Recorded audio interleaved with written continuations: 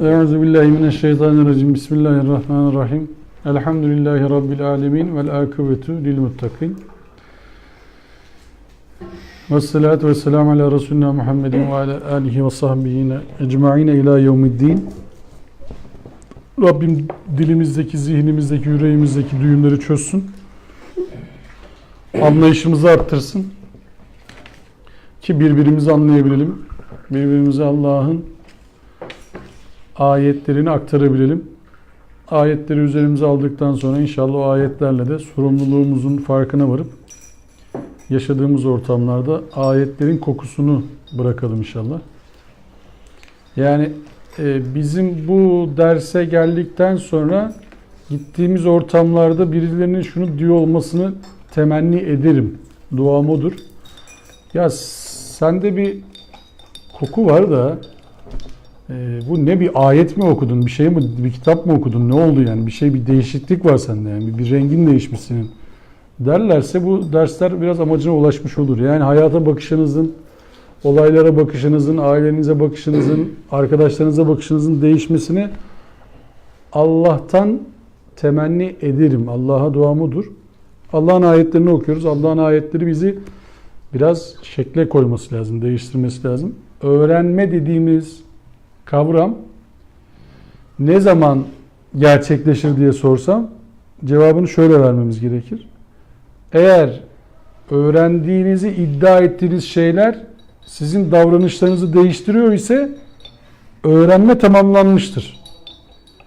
Öğrendiğinizi iddia ettiğiniz şeyler sizin davranışlarınızı değiştiriyor ise, hayatınıza yansıyor ise onun adı öğrenmedir.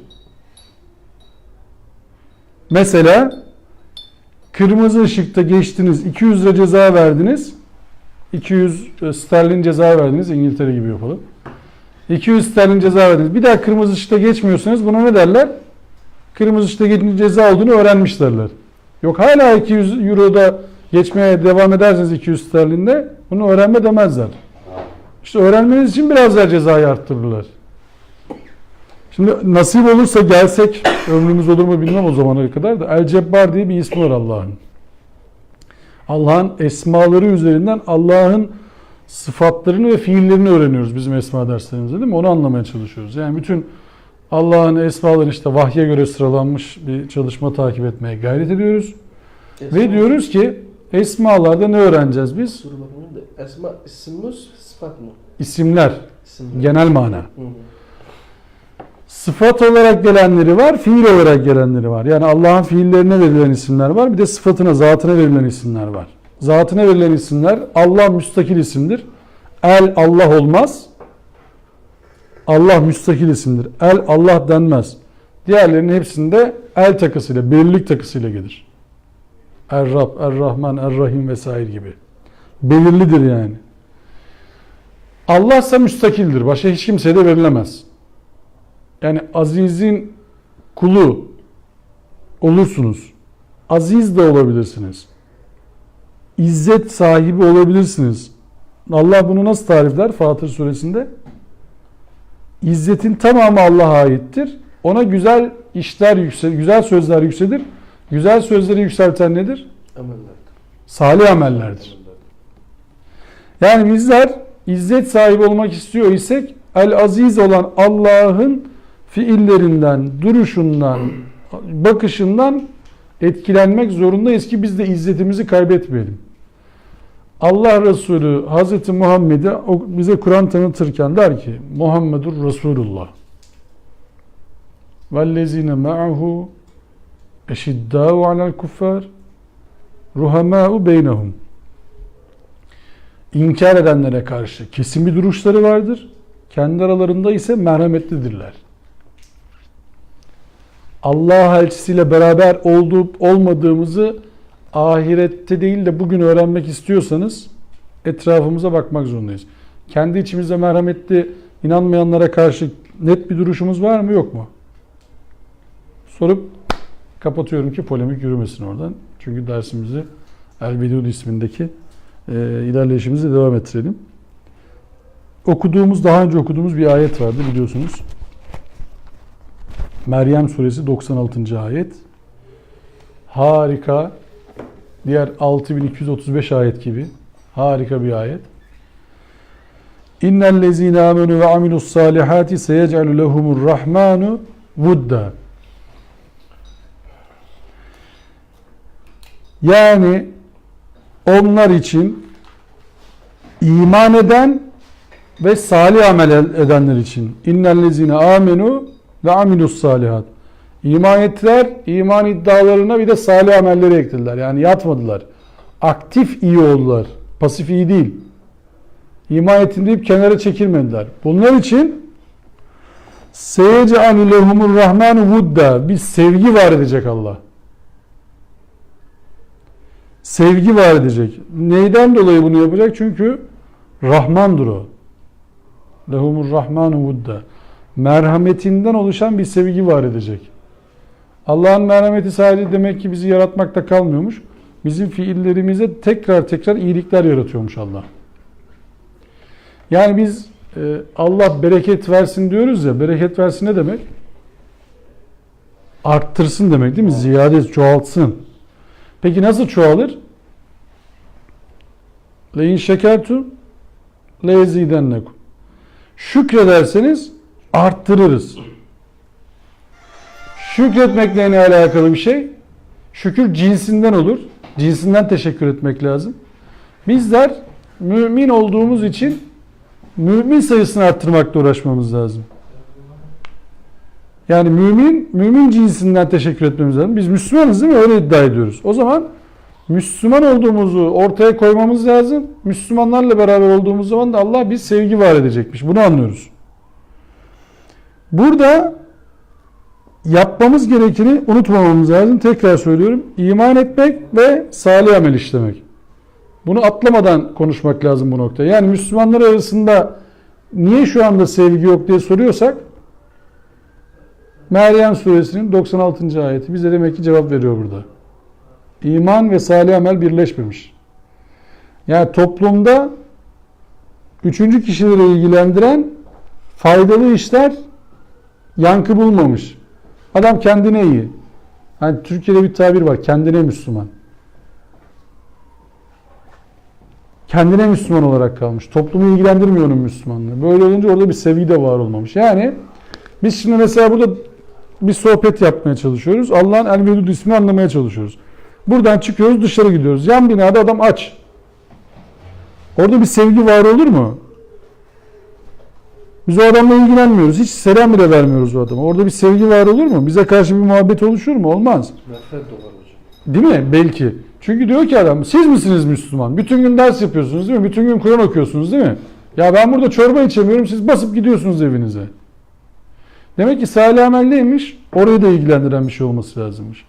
Yani baktığınız zaman salih amel bu değil, buradan sonra ortaya koyacağımız eylemlerdir. Ya buraya gelmeniz ibadet olmaz. Burada öğrendiklerinizi hayata geçirirseniz kulluğunuzu yerine getirmiş olursunuz. Ya buraya geldiniz, acayip sevaba girdik bu akşam. Hiçbir tarafa girmediniz. Akabe'nin kapıdan girdik, çay içtik, muhabbet ettik. Dışarı çıktığınızda eğer buradaki El-Vedud isminin veya Allah'ın esmalarından kaynaklanan güzellikleri hayata yansıtabiliyor isek o zaman bu dersler amacına ulaşır. Yani buradayız, tamam, çok güzel. Geldik, selamünaleyküm, aleykümselam. O çok güzel, hepsi müthiş. Fakat eve gittiğinizde o sizde beliren bir şey yoksa, yarın iş yerine gittiğinizde sizde beliren bir şey yoksa, ticaret yaparken buradaki doğrular sizin ticaretinize hakim değilse o zaman bir eksik var bu işte. Öğretim tamamlanmamış olur. Demin izah etmeye gayret ettim. Öğretim sizin davranışlarınızı değiştiriyorsa tamamlanır. Yani çocuğunuza bir nasihatta bulunuyorsunuz evinizde. Yavrum şunları yapma, bunları yap diyorsunuz. Çocuk aynı şeyleri yapmaya devam ederse ya da yapmamaya devam ederse ne dersiniz? Ya sen beni dinlemiyor musun? Ben sana ne diyorum?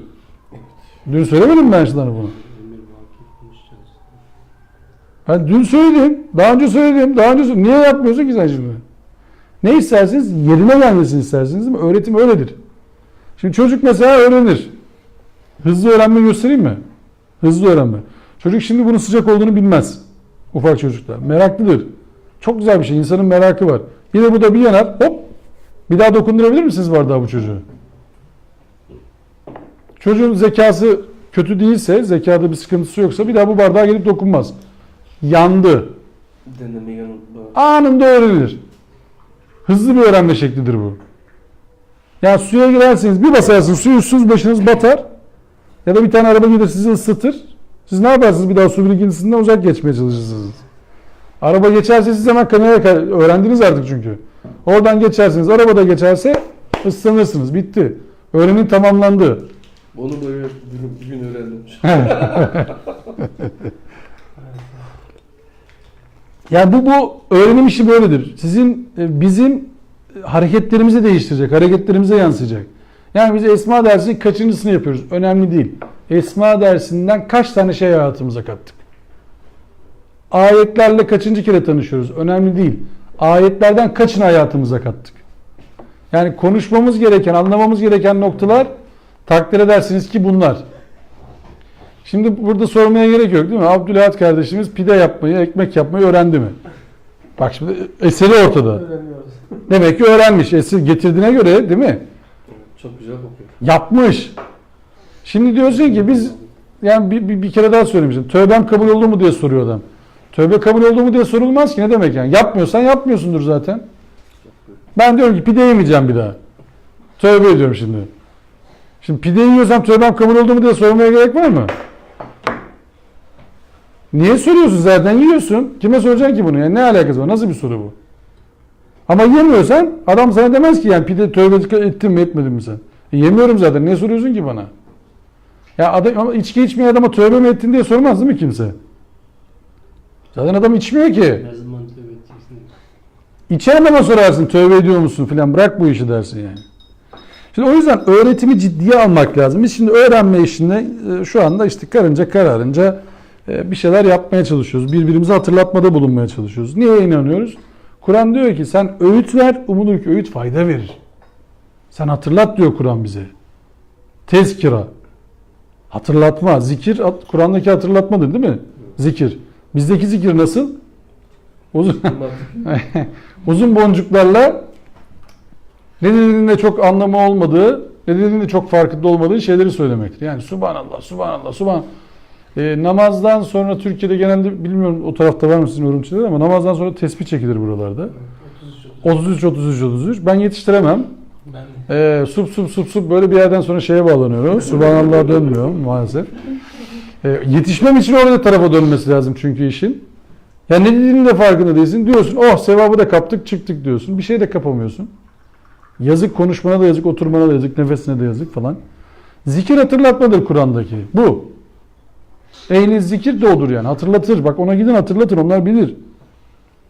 Zikir ehlini ciddiye almak lazım. Çünkü bak konunun farkındalar ve hatırlatabilecek kabiliyetleri var. O yüzden bak sevgili arkadaşlar şunu ticaretle alakalı ehli zikir farklıdır.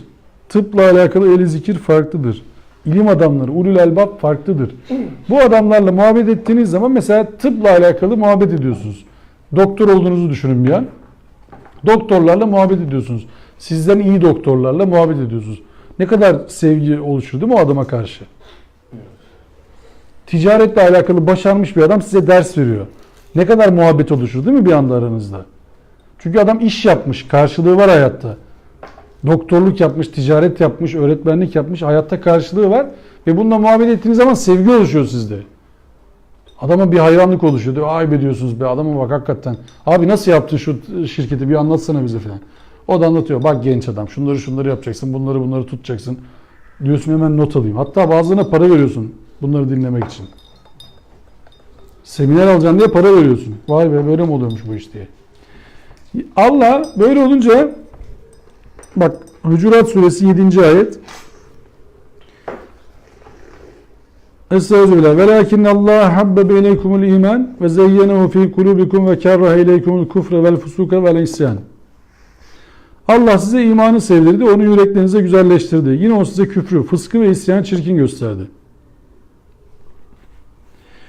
Peki bir soru sorsam size. İman sadece Müslümanlar tarafından sevilen bir şey midir? İnsanlık aleminde. İman çok sevilen bir şeydir değil mi? Emin olmak işi yani. Yani karşınızdaki adamdan emin olmak istersiniz. Bu hayatın manasıdır belki de. Herkes bunu ister. Ya karşımda oturan adamdan emin olayım. Tedirgin olmayayım ya. Ben tedirgin olursam konuşamam ki burada. Çünkü tedirgin olamayınca ne yapıyorsun? Kamera koyuyorsun, güvenlik koyuyorsun, alarm koyuyorsun, kilit koyuyorsun. Bilmem ne yapıyorsun. Tedirginsin çünkü. Garantin yok. Çocuk okula gidecek, tedirginsin. Servise veriyorsun. Bir tane yanına koruma, elinde cep telefonu, bilmem ne, ama dünyada emin olmayı istemeyecek kim olabilir ki? Herkes bunu sever. Ya zannetmeyin ki bu ayet sadece iman eden Müslümanlarla alakalı bir konu. Emin olmayı herkes sever. Allah'ın yüreklere imanı sevdirmesi tam da budur. Herkes birbirinden emin olmak ister. Yani gelişmiş toplum seviyesi budur. Herkes birbirinden emin. Şimdi bazı böyle yukarı ülkeler diyelim, Norveç, Danimarka, Finlandiya falan, böyle refah seviyesi daha yüksek onların. Cezaevlerini de böyle işte rehabilite merkezlerini gibi yapıyorlar. Cezaevi değil de böyle sanki adam ya bir hata yaptı galiba, dur şurada biraz da dursun da düzelsin filan. Cezaevi demeye 1000 şahit ister. Buradaki birçok evden güzel adamların cezaevleri. Bahçeler, televizyonlar filan. Adam diyor ki ya bu insan diyor ya, hata yaptı, biraz bunu rehabilite edelim filan. Bak cezasını şeye göre veriyor. Eylemini adama vermiyor. Enteresan.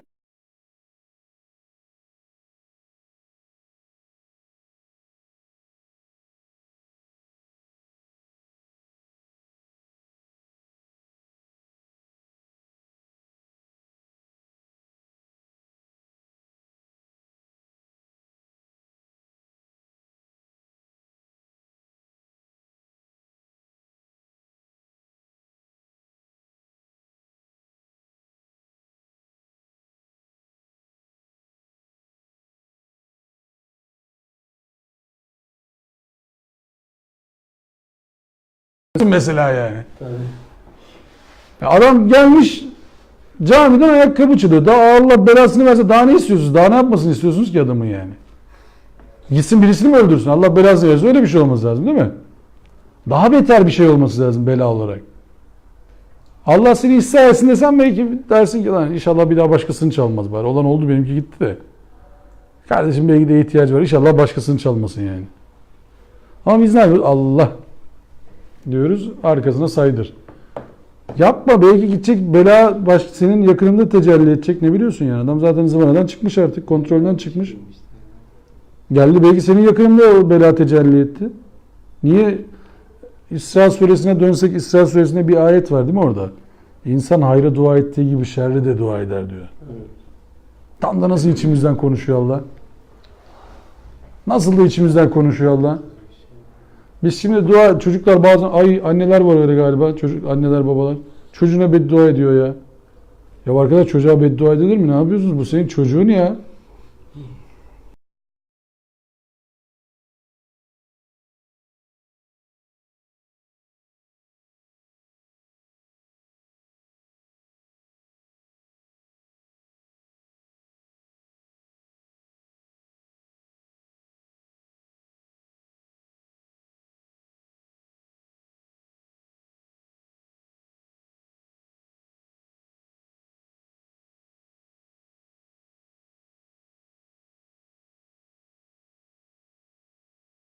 Allah sana merhamet etsin desek daha güzel olmaz mıydı?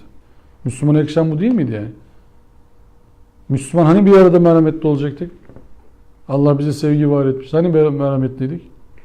Galiba buraları biraz ıskalıyoruz. Şimdi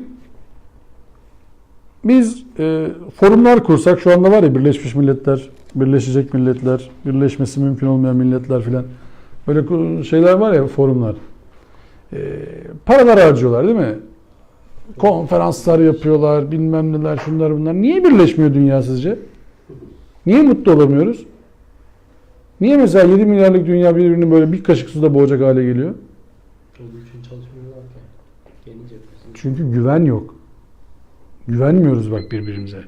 İşte Allah'ın iman ile kalplere ektiği sevgi tam da budur. Halbuki Allah bizden birbirimize güvenmemizi istiyor. O zaman sevgi var edecek bize. Çünkü o zaman biz şey yapacağız, düşüneceğiz. Ya Abdülay adına biraz ihtiyacım var acaba? Ona da bir formül düzeltelim. Dolkun bir şeyler yapmaya çalışıyorum. Bir organizasyon yapalım. Salat yapalım. Destek olalım. Efendime söyleyeyim, Allah bizden bunu istemişti. Biz burayı cennet yapmamız lazım. Türkiye'de diyorlar ki her gün 3 milyona yakın ekmek atılıyor çöpe. Fazla geliyor. 3 milyon kişi de tahminen aç yatıyor 80 milyonda. Ne oldu? Aslında aç yokmuş. O 3 milyon alsan bu tarafa koysan aç olmayacak memlekette. Dünyanın durumu da bundan farklı değil. Bu çözüm hocam bu. Bunu yersek aç kalmıyor muyuz? Bu atılmıyor. Ha, atılmıyor, tamam. Adam mesela obeziteden ölüyor. Dünyanın yüzde bilmem kaçı. Fazla kilodan ölüyor. Evet. Dünyanın yüzde bilmem kaçı açlıktan ölüyor. Yerleri değiştir. Obezite olan çok fazla yemesin, öbürü biraz yesin, ikisi de ölmeyecek.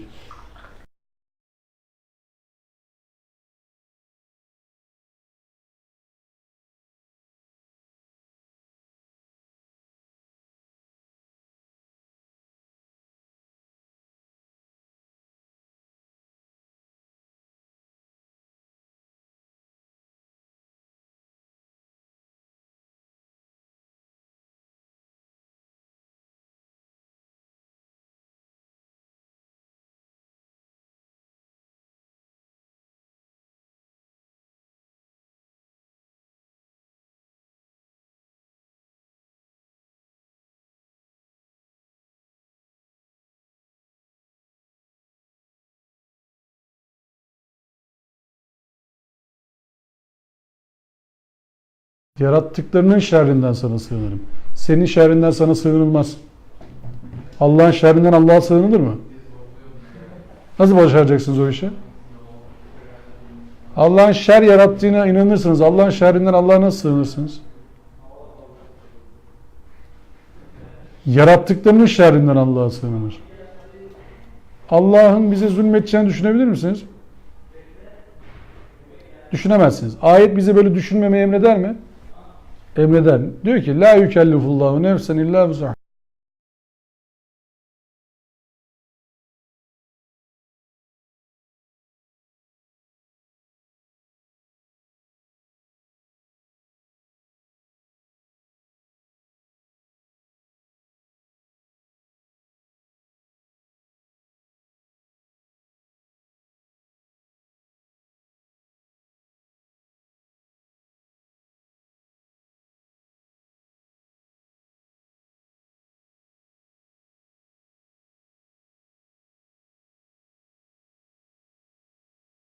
Biz Allah'a ne diyoruz? Bizim zihnimize öğretilen Allah nasıl? Canı sıkıldı mı bizi cezalandırıyor. İyi yapsak da cezalandıracak bizi. Öyle zannediyoruz yani. Cezayı yanlış kullanıyoruz ayrı da. Ceza karşılıktır Arapçadaki. Yani biz Türkçe manasında söylüyorum yani. Mükafattır, karşılığıdır. Şimdi biz şunu ıskalıyoruz. Biz şimdi iyi işler yapmaya çalışırsak, Allah istişareyle hareket edersek, Allah rüzgarı arttıracağını söylüyor. Arkamızdaki destek rüzgarını arttıracağını söylüyor. Ve şunu söylüyor ama bize. Bak diyor ki eğer siz aranızda böyle bir itiraf yaparsanız, birbirinize düşerseniz rüzgarınız azalır. Bak bunu söylüyor. Bunu Müslüman olsanız da aynı, Hristiyan olsanız da aynı. Şimdi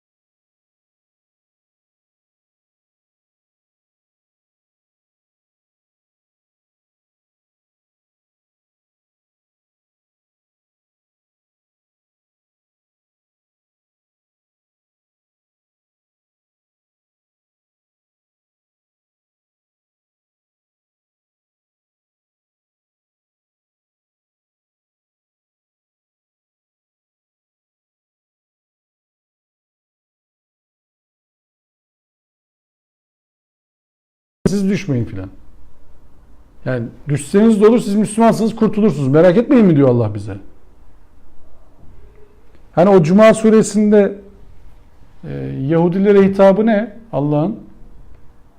Onları neye benzetiyor? kitap yüklü Beşiktaş. eşeklere benzetiyor değil mi? Niye? Ellerinde kitabı var, Faydalanmıyor. faydalanmıyorlar, uygulamıyorlar. Olan kitaba sahip çıkmadılar. Peki olan kitaba sahip çıkmayan Yahudilere kitap yüklü eşekler diyen Allah, elindeki kitaba sahip çıkmayan, elindeki kitaba iade eden Müslümanlara ne der? Aynı. Aferin, çok iyi yaptınız mı der. Demez.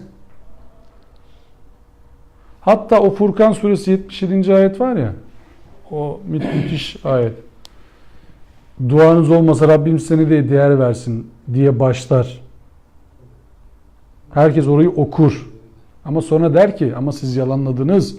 Azap peşinizi bırakmayacaklar. Bak yalanlarsanız azap peşinizi bırakmayacak. Biz şimdi Müslüman alemi olarak Allah'ın ayetlerini yalanladık mı yalanlamadık mı? Geldiğimiz duruma bak. Son 100 yılda neredeyse bilimsel makalemiz yok. Neredeyse patentimiz yok. Neredeyse yazdığımız kitap yok. Şeyleri saymıyorum. Semtlere göre dualar, sakalın fazileti kitapları, işte hicap kitapları, cart curt onu saymıyorum. Öyle ıvır zıvır bir sürü kitap yazıyoruz farkındaysanız yani. Herkes canı sıkılan kitap yazıyor. Ama insanlığın değerlerini ayağa kaldıracak, insanlara nefes aldıracak eserlerimiz var mı? Kaç tane alimimiz var şu anda dünyada ya? Dünyaya mesela Elon Musk diye bir adam var ya. Uzaya fırlattı. Roket fırlattı. Biz mesela şöyle bir telefon bulabildik mi? Müslümanlar olarak. Şöyle bir tablet yapabildik mi? Şu termosu yapamadık ya. Geçtim tabletten termosu yapsaydık bari. Müslüman termosu deselerdi şuna. Helal termos. Bari Müslümanlara bak arkadaş. Termos buldu deselerdi bize ya. Gocuk bulsaydık. Gocuk yani şu mont. Üzerimizdeki montları bulsaydık ya. Sen yapmışsın. El yapı öğrenseydik biz tamam mı? Malzemelerin tefsirini yapar Müslüman zihnimiz olsaydı, malzeme tefsiriyle uğraşan Müslüman zihnimiz olsaydı, o incecik montları biz yapsaydık. Böyle dağlara çıkıp da üşütmeyen montları biz yapsaydık.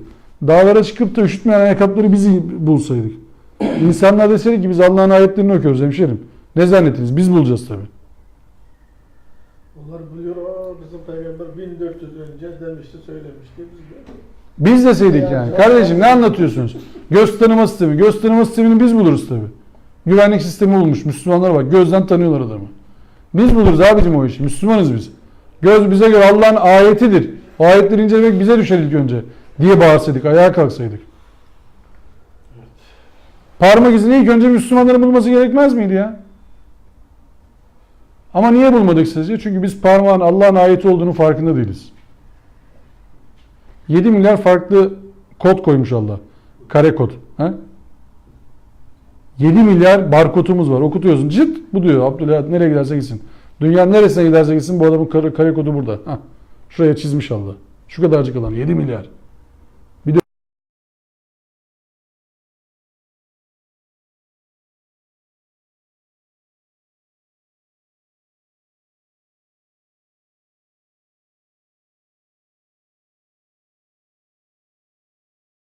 alanda inanılmaz yani. Bu nanonun da altı da ben nano diyorum yani. Buraya Allah kod koymuş ve tanınıyoruz. Nereye gidersek gidelim. Şimdi ilk önce Müslümanların bulması gerekir miydi bunu? Gerekirdi. Ama ne zaman olurdu bu iş? Eğer biz parmağın Allah'ın ayeti olduğuna inansaydık olurdu bu. Bulmuş da ama bulduğu yerde bırakmış, geliştirememiş.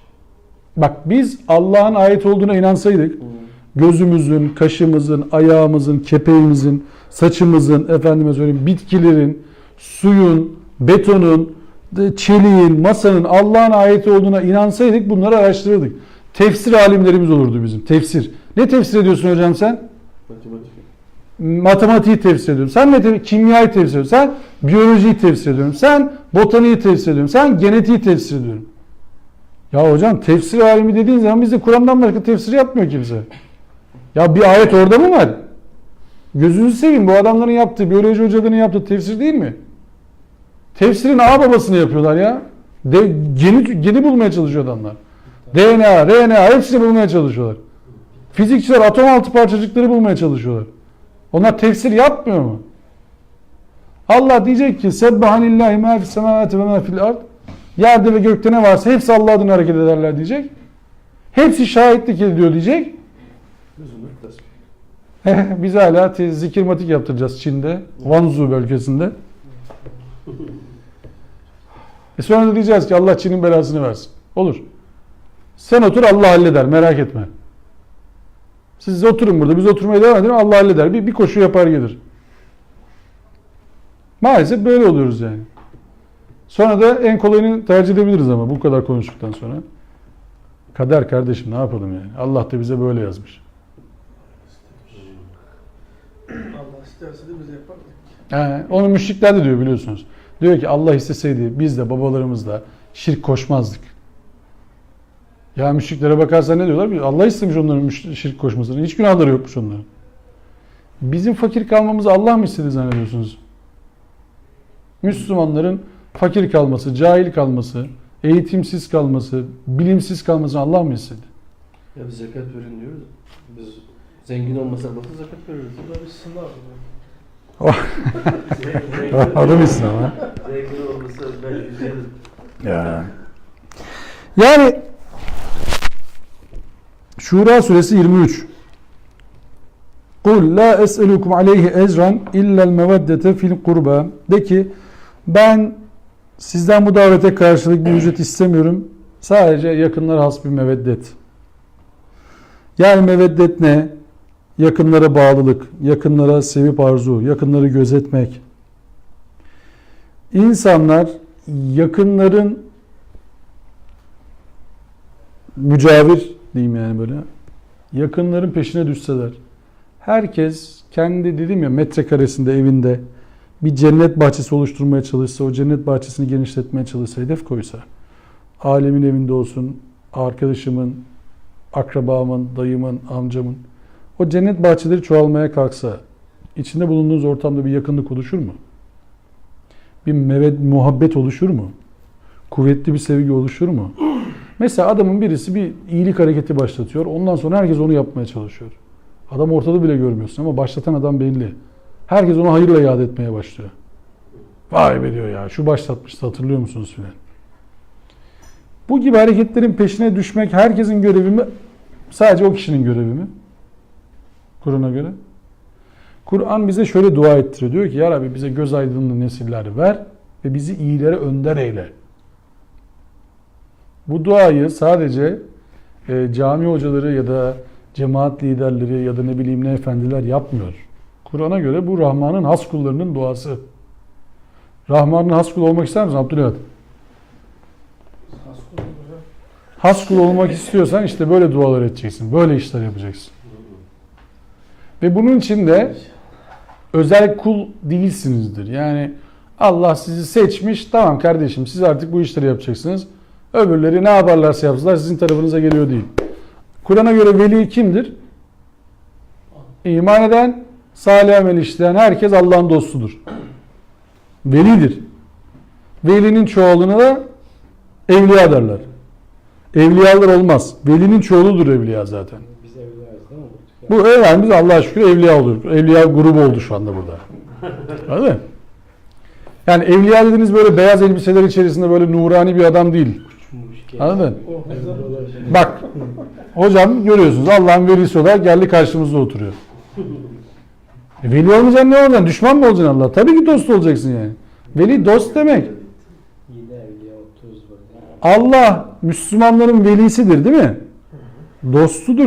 Biz nasıl diyoruz?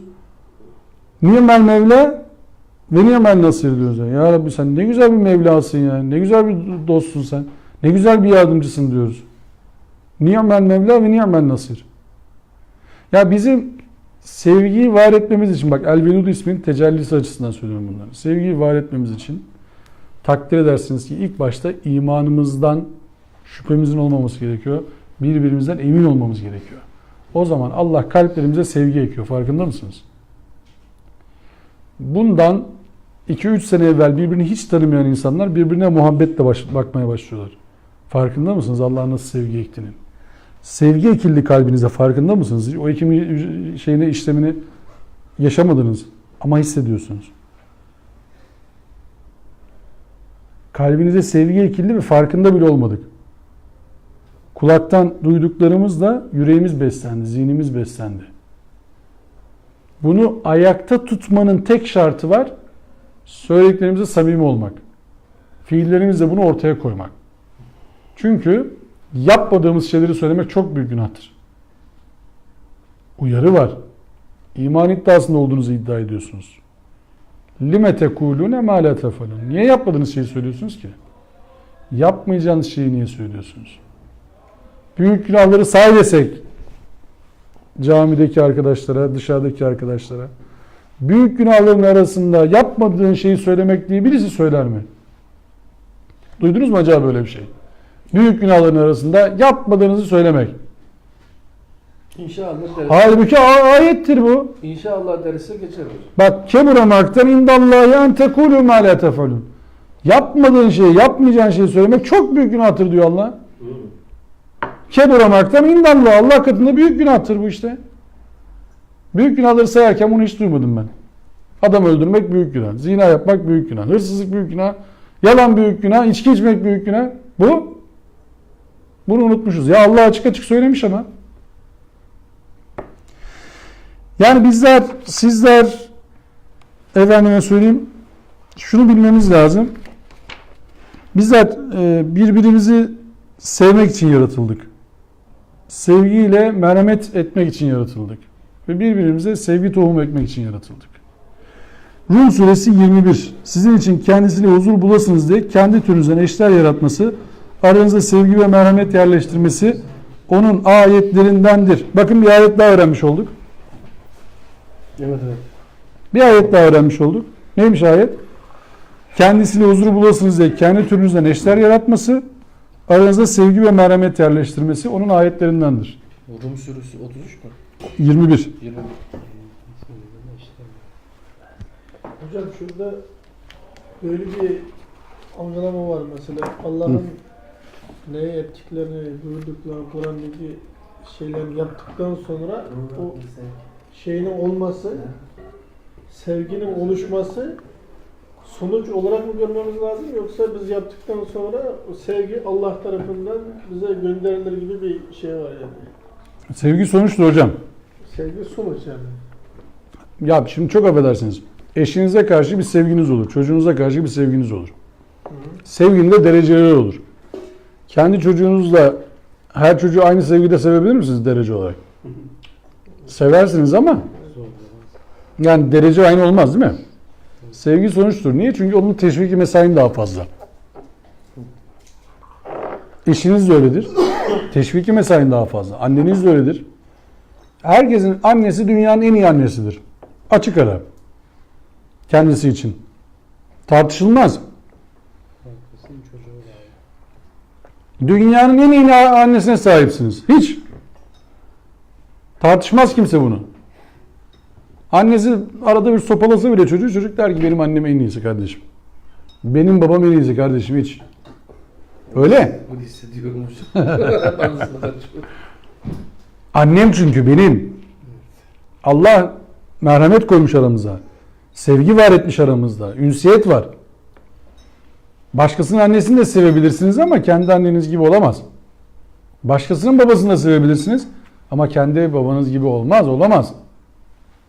Çünkü bilirsiniz ki sizi küçükken pışpışlayan oydu. Altınızı bezleyen oydu, sizi emziren oydu. Olmaz yani o. Gen aktarımı var. Anne sizi emziriyor. Ekiyor size, kendi geninden veriyor. Aktarım var aranızda. Olur mu öyle şey? Ama ne var? Sevgi beraber geçirilen zaman ve birbirine karşı işte o aktarımlar. Şimdi birbirimize bakıyoruz ya şu anda. Biz seninle göz göze bakışıyoruz. Yüzlerimizi değiştirsek düşünce şeyi de değişecek. Sevgi oranımız da değişecek. Şöyle dursak. Şöyle dursak. Değiştirsek şeyde aktarım da değişiyor.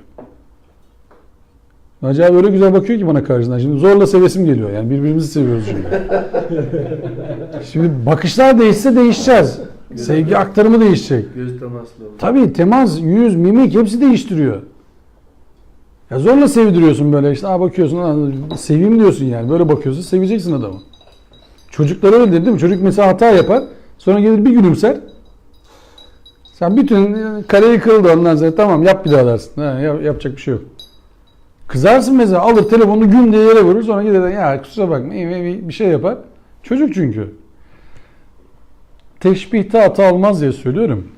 Biz de hata yapıyoruz, sonra Allah'ın karşısına gidip öyle yapıyoruz. Ya Rabbi sen ya kusura bakma ya, biliyorsun beni yani. Yani yaptım ama biliyorsun kötü bir niyetim yoktu aslında ya.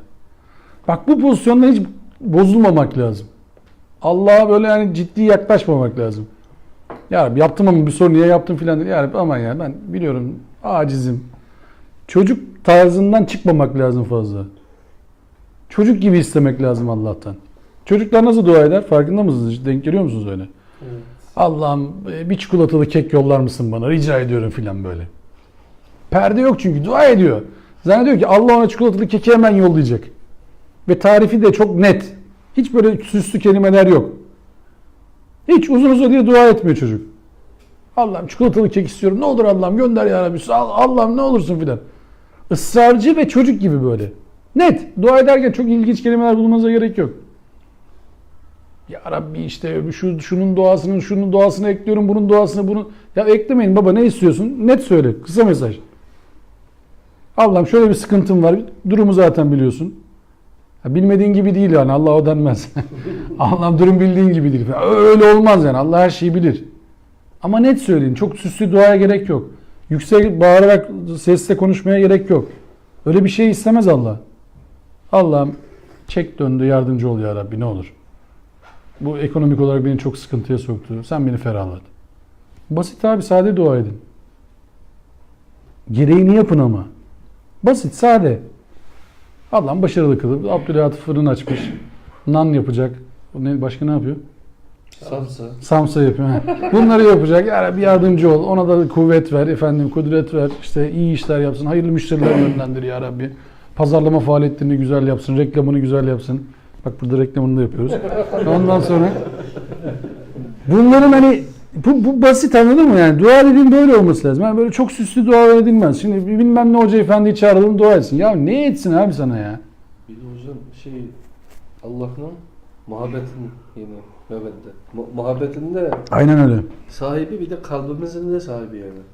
Eğer biz Senin kalbinden geçeni biliyor. Niye düşündüğünü biliyor. yani Ne hissettiğini biliyor. Canının ne kadar yandığını biliyor. Karşı taraftaki birini sevmeyebilir.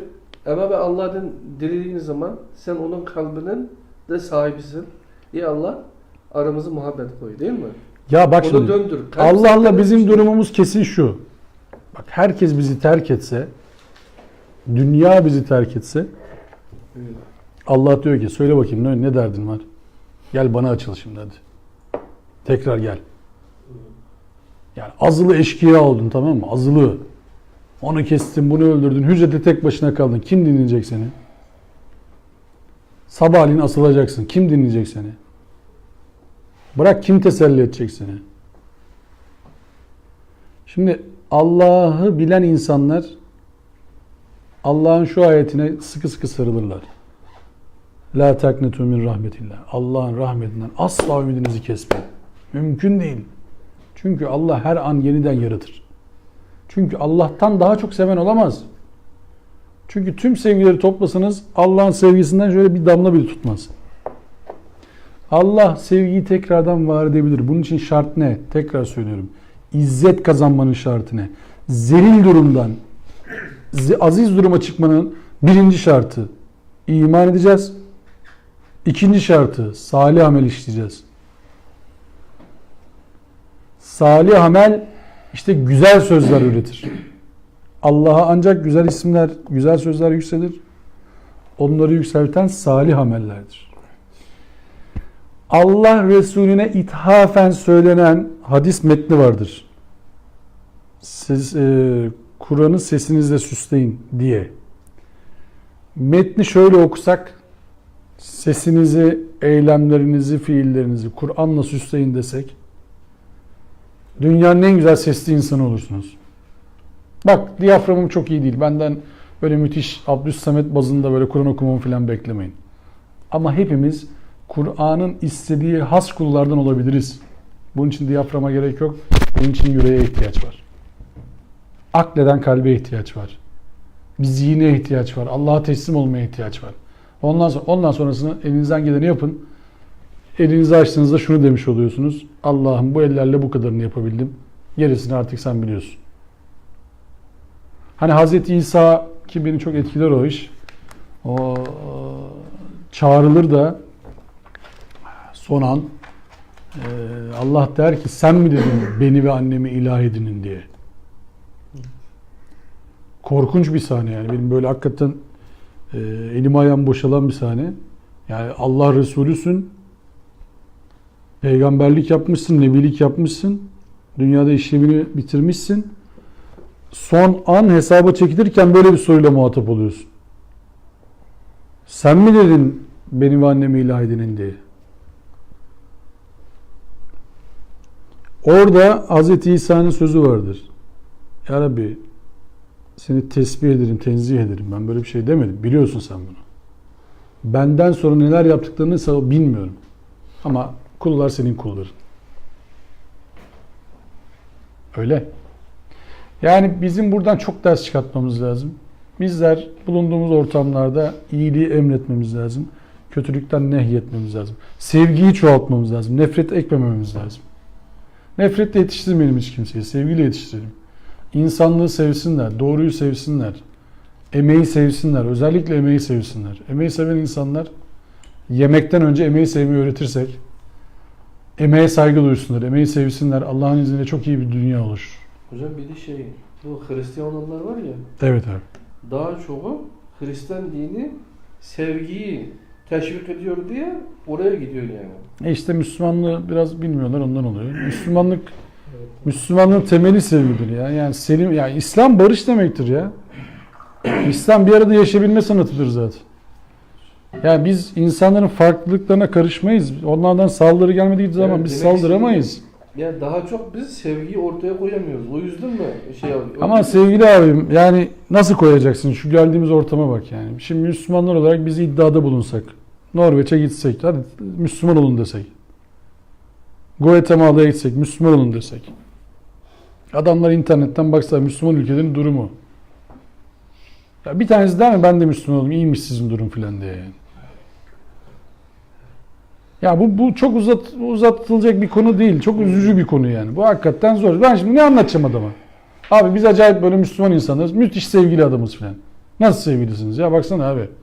Hepiniz birbirinize girmişsiniz. Mezhep kavgası, tırt pırt, ülkeler birbirleri. İran, Irak savaşmadı mı? İkisi de Müslüman değil miydi abi? 10 sene savaşmışlar ya. Ne oluyor abi yani? 10 sene savaşır mı iki Müslüman ülkeye? 10 dakika savaşamazsın. Ne yapıyorsun sen ya? Dese adam, ne diyeceğiz adama? Sen bakma onlara canım. Onlar öyle değil. Gel şimdi biz sıfırdan başlayalım. Nerede başlayacaksın? Biz şimdi üzülüyorum. Yani ben isterim ki sizin Doğu Türkistanlı kardeşlerimize çok daha büyük toplantılar yapalım. Çıkalım derdimizi anlatalım. İnanmayabilirsin söylediklerimize. Kafana da yatmayabilir. Ama konuşalım canım. Ne oluyor yani? Bizim size ne zararımız olabilir ki? Ne yapabilirim ben? Buyuz işte yani. Hepsi bu. Başka bir elbisemiz yok ki bizim. Özel bir kıyafetle gelmiyoruz ki biz buraya. Buradan çıkıyorum, evime gidiyorum. Aynı yani. Bir şey değişmiyor. Biraz önce iş yerindeydim. Farklı bir ajandamız yok. Buyuz yani. Hepsi bu. Allah'a çağırıyoruz. Başka bir derdimiz yok. Buraya gelin diye de bir derdimiz yok. Gidelim Zeytinburnu'nda yapalım dersi. Hiç sıkıntı değil. Ama emin olamıyoruz. Görebiliyor musunuz durumumuzu? Ne kadar acı bir şey bu ya. Ya bu adamcağıza demediklerini bırakmıyorlar. Niye? Nereye çağırıyordu bu adam yani? Nereye çağırdı bu? Kur'an hariç nereye çağırdı? Ya hiçbir hocaya çağırmıyoruz. Hiçbir vakfa çağırmıyoruz. Kur'an hariç nereye çağırıyoruz insanları? Benden emin olmayacaksın da kimden emin olacaksın? Sen öyle mi inanmak istiyorsun? İnan kardeşim, ona da karışmıyorum ki ben zaten. Bilmem ne hoca efendiye bağlanacaksın. Bağlanayım şeyim yani. Ona da sıkıntı yok. Allah'a vereceksin hesabını. Benimle alakalı bir şey yok. Ancak Kur'an-ı Kerim buradayken benim de öyle inanmamı bekleme. Bana tahakküm kurma ama fikirlerimizi konuşabilelim ya. Karşılıklı gelelim bir araya, konuşalım fikirlerimizi. Sonuç şu. Lekum dinikum veliyedin. Sen öyle inanmak istiyorsan inan. Ben böyle inanacağım. Ben iyilik üretmeye çalışacağım. Sen de iyilik üretmeye çalış. Onu da aklına diyoruz. Hocam öyle demiştimdir de. Öyle gavurluğa söylenecek şey bu. Ya. İçin bana söyleyeyim. Hocam Kur'an-ı Kerim'deki tüm ayetler insanlığın tamamını ilgilendirir. Aynen suyun herkesi ilgilendirdiği gibi, havanın herkesi ilgilendirdiği gibi. Çimenin herkesi ilgilendirdiği gibi, elmanın herkesi ilgilendirdiği gibi. Ayetlerin tamamı insanlığın tamamını ilgilendirir. Kur'an-ı Kerim'de Müslümanlara gelen ayetler şunlar, Hristiyanlara gelenler, Yahudilere gelenler, kaç tane ayet kaldı Müslümanlara gelen sizce? Hepsi saate sırrında kaldı hocam. Böyle bir şey yok ki. Ya onlar bana gelmedi. Kime geldi bu ya? Ben ne okuyorum o zaman bana gelmediyse? 6236 tane ayet var. Bunlar müşriklere gelmiş. Bana ne abi? Ben ne okuyorum o zaman? Okuma. Ama öyle inanmıyorum. Diyorum ki 6236 ayetin tamamı bana geldi. Tamamı da beni ilgilendirir. Tamamı da beni tehdit eder. Tamamı da bana müjde olur. Hiçbirinden kendimi variste görmem. Emin değilim ki sonumdan.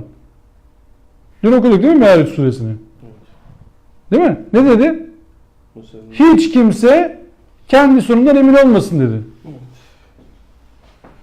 Hiç kimse.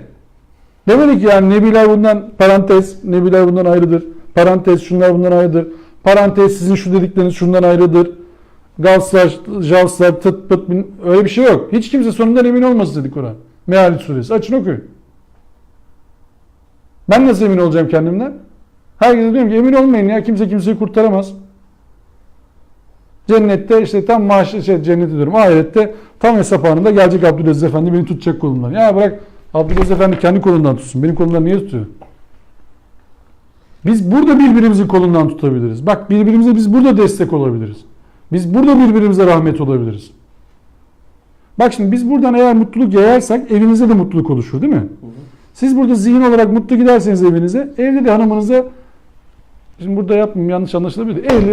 Mesela gidin evinize, hanımınızın eline, evinizin içine alın. Nasılsın deyin bir kere. A şıkkı şunu diyebilir. Allah Allah ne o hasta mı oldun? Hayırdır ne oluyor filan. B şıkkı ne güzel bir şey bu diyebilir. C şıkkı hayırdır niye yaptın bunu diyebilir. Hiç yapmıyorsanız D şıkkı ya çekil başından ne Allah böyle şeyler yapıyorsun çocukların yanında ayıp diyebilir. Halbuki sevgi aktarın birbirinize. Ne olur yani? Ya bu Müslüman böyle şey yapmayacak mı yani? Affedersiniz oturmuşsunuz üzüm yiyorsunuz beraber. Üzüm değil mi? Aynen hocam. Bir tane de onun ağzına verin üzüm canım. Ne olur yani? Sevgi aktarırsınız ya birbirinize. Çocuklar desin ki bunlar muhabbet aktarıyor. Çocuğuna veriyorsun. Hanımına niye vermiyorsun? O da sana versin soysun versin. Niye? Basit basit şeyler işte bunlar. Ama evinizde siz geldiğiniz zaman hanım çocuklar desinler ki oh eve İslam geldi. Beyim geldi, kocam geldi filan değil. İslam geldi desinler. Muhabbet geldi desinler. Selam geldi desinler. Allah'ın selamı hepinizin üzerine olsun. Allah'ın rahmeti hepimizin üzerine olsun. Ve ahiru davanen elhamdülillahi rabbil alemin. Rızanillah Teala el-Fatiha. Sonrakisi ne hocam? El-Faal. El-Faal. Allah razı olsun. Allah sizden razı olsun.